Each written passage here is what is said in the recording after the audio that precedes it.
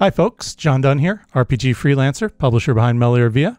I'm up here today at Immortals Inc. with Mikey. What is up, John? The holidays are over, and how do you feel about that? You know, I'm ready to move forward with things. Yeah, I mean, it's not the new year yet, but we're close. It's not quite, but it will be real soon. And since we're moving forward, I thought maybe we'd talk about something set in the distant future. That sounds perfect. Doesn't what do we it? got? Well, we're going to talk about a game that's not post-apocalyptic, but is post-post-apocalyptic. So rebuilding? Exactly. So rebuilding. After the collapse, when things start to rebuild. And the game we're going to talk about today is Fragged Empires 2nd Edition. Okay. So the first edition of this has been around for a little while. March of 2022, Wade Dyer and his team at Design Industries funded a Kickstarter that they had about, I think, a little more than 1,800 backers. He's out of Australia, so it was in Australian dollars, but it translates to about $170,000. Wow. That was raised with this Kickstarter. And the game just came out in the fall of 23. So we've got some copies here. There's actually 3 volumes that came out. We're just going to talk about this one today. This is the core rule book. It's really just the game mechanics. There is also a setting book and a location book. We do have all 3 of those on the shelf up here at Immortals Inc. Nice. But we're just going to cover this one today. And so when I say post-post-apocalyptic, is there anything that jumps into your mind? No, because I thought Fallout's just apocalyptic, post-apocalyptic. Absolutely, yeah. Post, nothing really. I mean, Okay. if anything, you could almost say everything's post-apocalyptic. Well, I mean, yeah, I mean, fairness, civilization, you can talk about, you know, after the fall of what about Egypt you? or the fall of Rome. For me, the first thing that comes to mind is Isaac Asimov's Foundation. Okay. Now, the book doesn't shout out to that anywhere, including they mention quite a few different things and talk about some of the space combat issues, like from the Falcon in Star Wars and from stuff in The Expanse. But I immediately thought of Foundation. Now, I'm guessing you haven't read it. No, I don't know. But have you watched much. any of the series on Apple Plus?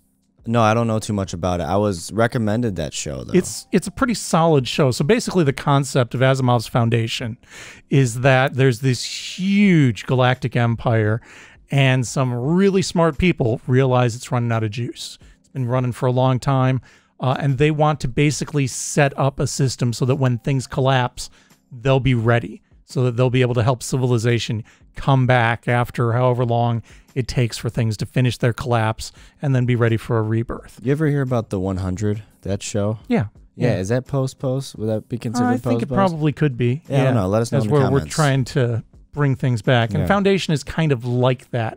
And Asimov wrote a whole series of books, and Apple TV did 1 season of a show. I'm not sure if there's more coming, but solid series. And that's kind of, I think, the most evocative example of something that addresses this, where civilization has collapsed, and then we talk about how are things building back up. And so this setting is very much that concept where things have collapsed, but things are starting to work again. And so you've got people from different worlds reaching out and reestablishing contact with other worlds and kind of trying to get things moving again. And that's, you know, where the title is, Fragged Empires. The empires have fallen apart, and now we're moving forward. Like I mentioned, this is just the rule book. It's not the setting book. So you're going to probably want some of that setting material if you want to do more than just have the crunch. This is very explicitly a heavily crunch-focused book, right? Crunch meaning? Meaning it's the crunchy rules. It's the grit behind what makes the game system work. Okay. It's not going to talk about the planets or the races other than to give you the game mechanics for them, right? Yeah, very mechanical. Diving into the book, first chunk of it is characters. There's 8 different genetically engineered factions, and some of the people within those factions are very different from one another. They call them species in the book. I kind of feel like maybe that's a little bit of a misnomer because there's quite a bit of variation within each of these different groups. And I kind of feel like factions might have been a better word, because the thing that ties them together is the places they've come from and kind of their philosophical outlooks, though they definitely do have game mechanics tied into them. Once you've picked your species, then you assign your attributes. Those are strength, reflexes, mobility, focus, intelligence, and grit. They're all ranked from 0 to 5. The way they work is they're tied in when you go to make a skill check. Skill check is a 3d6 system. You roll 3d6-siders, add them up, and try to get a high total. When you roll a 6, good things happen. The value of your attribute is going to be a modifier for that. So if your attribute's really bad, you're going to subtract from that total. If it's really good, you're going to add a bonus to that total.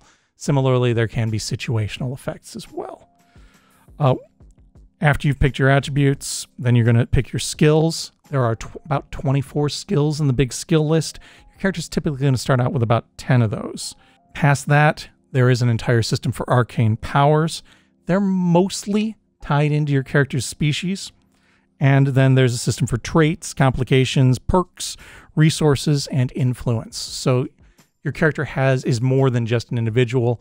They're going to have connections beyond them, and that's going to be a factor in how things work for them. Typically, your player characters are going to be part of a team. Most often, their team is going to have a spaceship, right? Oh, yeah. Not surprisingly, it's a spacefaring game.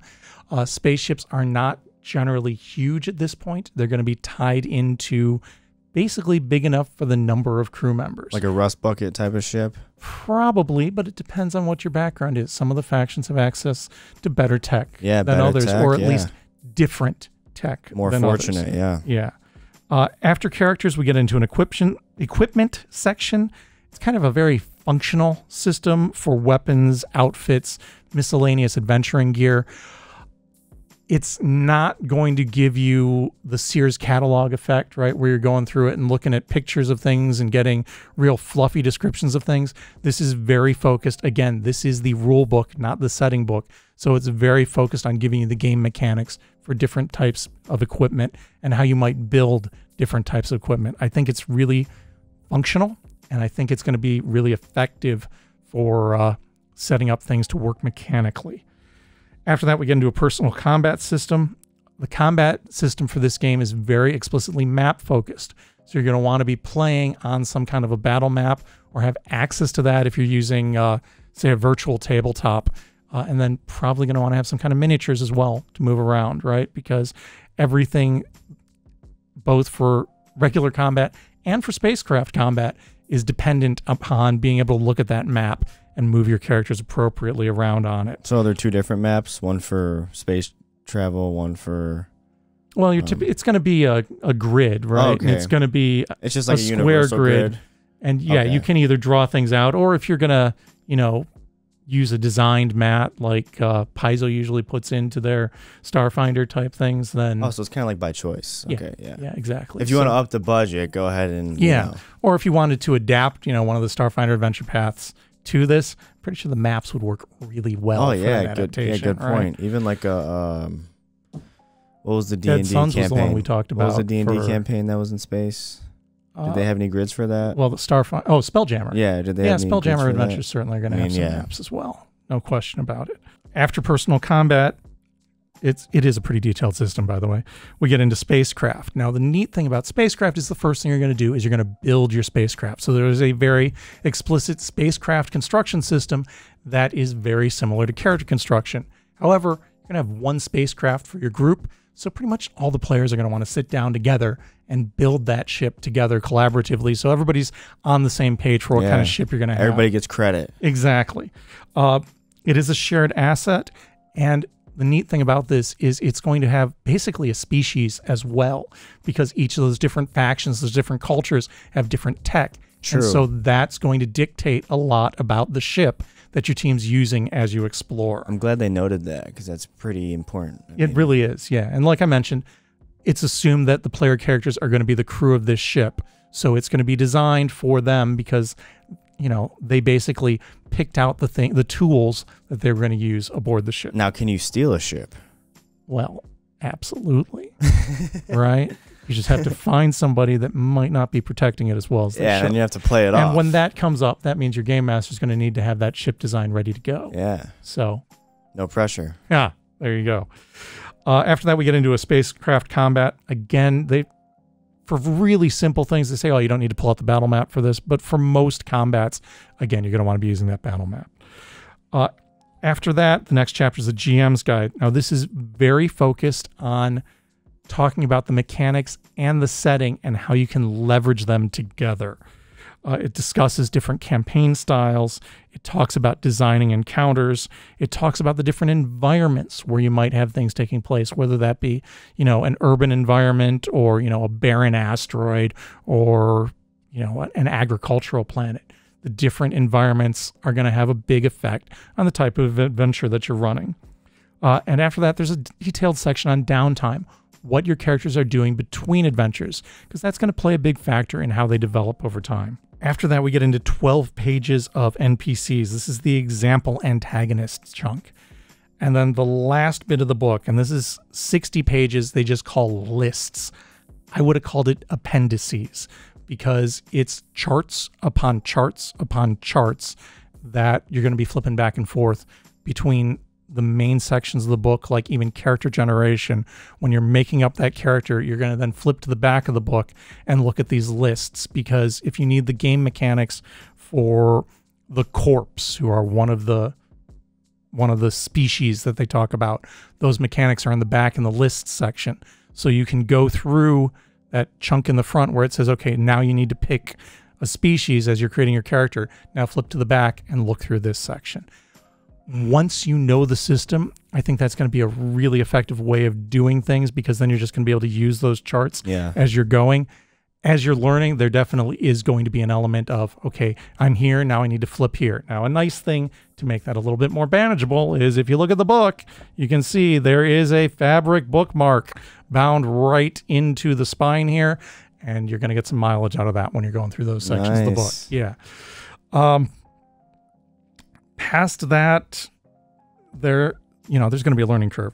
This is a 204-page full color hardcover, $55. Design Ministries is the group behind it. Modifius is the company doing the distribution. There is some, well, I'm in the chart section here, and you can see there's a lot of charts going on here. But past that, there is some very evocative art as you flip through that really says a lot. There's a map of one of the ships, some of the ship designs, lots of really cool stuff that makes me really want to dig into the setting more so that I can see some of this in action. Yeah, I love the art myself. Well said. Pretty much it. We do have copies up here on the shelf at Immortals Inc. or available at immortalsinc.com. Thanks for coming in, John, and thank you guys for watching. Till next time, folks. Good gaming.